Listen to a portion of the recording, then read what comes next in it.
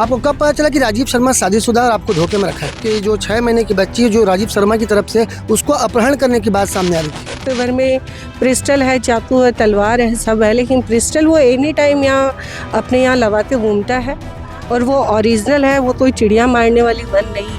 हिंदू समाज के लोग यहाँ पे कोई दिख नहीं रहे आपके सपोर्ट में। बात जब मुस्लिम की रहती है तो आप लव जिहाद नाम दे देते हो, लेकिन जब बात हिंदू की आई तो कोई भी नहीं था, ये तो गलत है। आपने किसी संगठन के व्यक्ति से बात की? हाँ, बात करने के बाद में उनसे बात करो तो सब है साथ में, लेकिन अब साथ में कौन है वो तो थाने में जब अकेले महिला आती है तभी पता चलता है साथ कौन है और साथ नहीं। इस महिला को प्रताड़ित किया गया है कि एक 6 महीने की मासूम बच्ची को अपहरण करने का दबाव बनाकर इन्हें कि मैं तुम्हें पत्नी बना के रखूँगा और मैं हाथ छूट जाएगा, तुमको जिसने पैदा करा है वो छोड़ देगा, लेकिन मैं नहीं छोड़ूंगा। वो तो अपने आप को इंडियन आर्मी बताया भी था, वो तो बाद में पता चला है कि वो इंडियन आर्मी से रिटायर्ड नहीं है, लेकिन अभी तक भी हर थाने, हर प्रशासन, पुलिस के पास जाता है तो अपने आप को इंडियन आर्मी ही बताता है। वो फिर बोलता है 7 दिन बाद में, जैसे मेरा भाई बाहर आया था फिर इसको देख लेता है, ऐसा वैसा। धमकी कौन दी आपको? उससे दोनों भाइयों ने, राहुल शर्मा और कृष्णा शर्मा ने। यहाँ पे महिला का आरोप है कि राजीव शर्मा के भाई ने इन्हें धमकी दी जिनसे असुरक्षित महसूस करी। अब क्या सुरक्षा की मांग करती है? बिलासपुर जिले के सरकंडा क्षेत्र में दुष्कर्म का एक बेहद ही गंभीर मामला निकल के सामने आया था, जिसमें सरकंडा पुलिस ने त्वरित कार्रवाई करते हुए राजीव शर्मा नाम के व्यक्ति को गिरफ्तार कर लिया था। सोमवार की देर रात की पूरी घटना है, जिसमें एक महिला की शिकायत के बाद यहाँ पे सरकंडा पुलिस ने कार्रवाई की थी। यही वो महिला जिनके साथ दुष्कर्म किया गया। ये बात करते हैं, क्या कुछ हुआ था आपके साथ? सर, जो हुआ था वो धमकी और ये सब चल ही रहा था। उस रात में पिस्टल ला रहा था 3 दिन से लगातार, तो फिर मैंने पुलिस को फ़ोन करके बताया कि सर वो आया है बच्चे को रखने के बहाने से, लेकिन पिस्टल है उसके पास और लगातार गाली गलौज मारपीट हो ही रहा था। तो इस बार मैंने गोपनीय तरीके, क्यों हर बार थाना जाती थी और राजीव शर्मा खुद समझौता करते थे।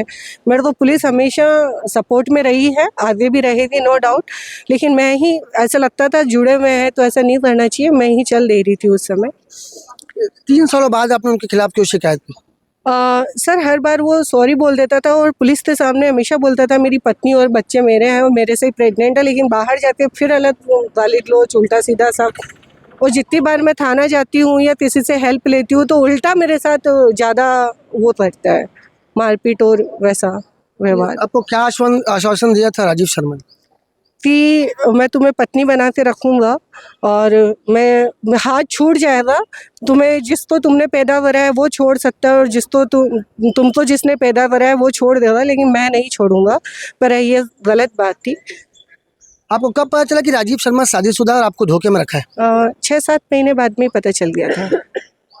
सुनाई में यह जानकारी मिल रही है कि आपके जो 6 महीने की बच्ची है जो राजीव शर्मा की तरफ से उसको अपहरण करने की बात सामने आ रही थी। हाँ सर, बिल्कुल सही है।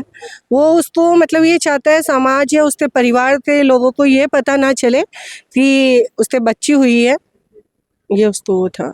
पिस्टल की नोक पे आपको डराने की बात सामने आई। सर, पिस्टल वाली बात तो मैं कई बार बताती हूँ और उसके घर में आज भी है, आज भी मीडिया के सामने बोल रही हूँ, उसके घर में पिस्टल है, चाकू है, तलवार है, सब है, लेकिन पिस्टल वो एनी टाइम यहाँ अपने यहाँ लगा के घूमता है और वो ओरिजिनल है, वो कोई चिड़िया मारने वाली गन नहीं है, क्योंकि ओरिजिनल और चिड़िया मारने वाली मैं भी समझती हूँ और वो ओरिजिनल ही है। वो तो अपने आप को इंडियन आर्मी बताया भी था, वो तो बाद में पता चला है कि वो इंडियन आर्मी से रिटायर्ड नहीं है, लेकिन अभी तक भी हर थाने, हर प्रशासन, पुलिस के पास जाता है तो अपने आप को इंडियन आर्मी ही बताता है वो, कि मैं पुलिस से रिटायर्ड हूँ, मुझे गोली लगी है तो मेरा पैर वो हुआ है, ऐसा वैसा। ये जो राजीव शर्मा जी हैं उनके परिवार को आप बताइए कि धमकी दे रहा है कोई आपको? हाँ, उनके अभी मैं आई थी थाने में, गवाह प्रस्तुत करना था संगीता मैम के पास, वहाँ पे और भी रिपोर्टर लोग जैसे सरोज मैम बैठी थी और भी रिपोर्टर्स लोग बैठे थे।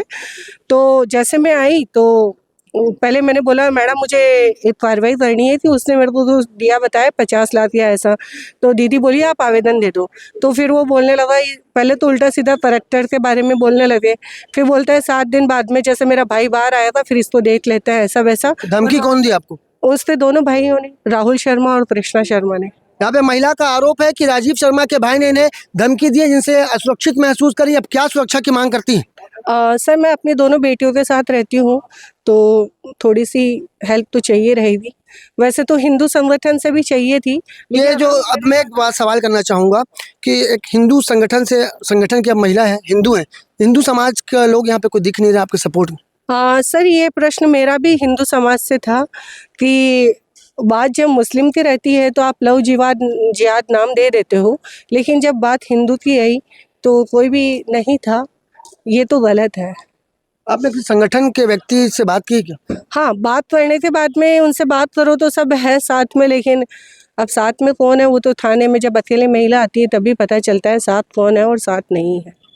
आपको बता दें कि यही वो महिला है जिनके साथ राजीव शर्मा ने दुष्कर्म की घटना को अंजाम दिया। आप समझ सकते हैं कि 3 सालों तक इस महिला को प्रताड़ित किया गया है। इनकी एक 6 महीने की मासूम बच्ची को अपहरण करने का दबाव बनाकर इन्हें डराया धमकाया जाता था। महिला का आरोप ये भी है कि पिस्टल की नोक पर इन्हें डराया जा रहा है। वहीं अब एक बड़ा आरोप महिला लगा रही है। इनका कहना है कि राजीव शर्मा के भाई इन्हें धमकी दे रहे हैं कि केस वापस ले लो, नहीं तो तुम्हारे साथ गलत हो जाएगा। अब देख रहे हो इस पूरे मामले में आगे पुलिस क्या कुछ एक्शन लेती है और क्या महिला सुरक्षित रह पाएगी। महिला ने यह भी आरोप लगाया है कि हिंदू समाज के कोई भी लोग उनका सपोर्ट नहीं कर रहे। इनसे महिला ने उनसे सपोर्ट की मांग की है। कैमरामैन मुरली सिंह के साथ जिया खान, श्रीजी भास्कर।